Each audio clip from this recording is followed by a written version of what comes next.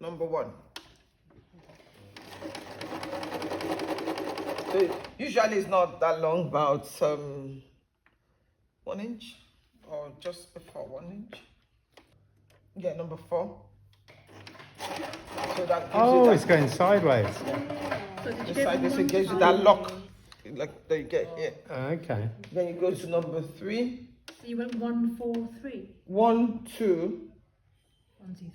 And then you go back to 4 afterwards, three. presumably. Go to 3 and then back to 4. Yeah, and then you go back to 4. So what we now. do with this, because you see, I struggle to come out. Sometimes we put piece of paper underneath, so that gives you that ease of movement. Okay. Yeah. Okay. And Then when then you you're going get to to the cut through end, the middle. Yeah. Go back to 4 though, presumably. I can't see where I started from. So you go back to.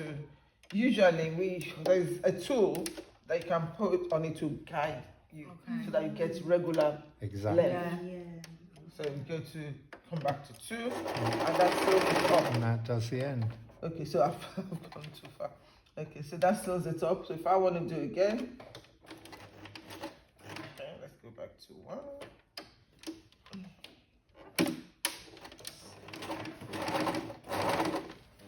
So the material is too thin. That's why it's too thin.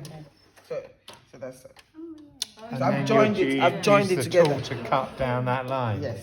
So that's your buttonhole. This is really long. That's incredible. So you That's need, really all you neat. need is, depending on the button, the regular one will end here, will be here, and this And then cuts. cut with the Okay. But you blade do it that's in gently. here, isn't Yeah, it? the blade is here. Yeah. It's in the. So you need that in your toolbox.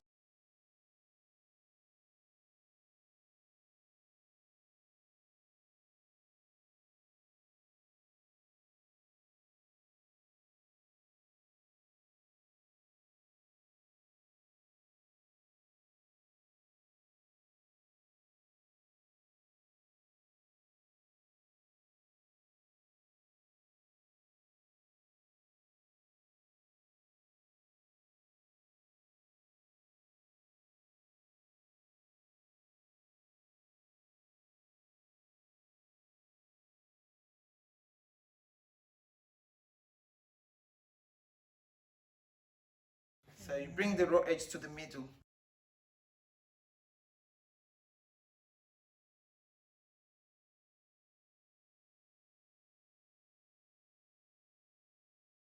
Bring it together.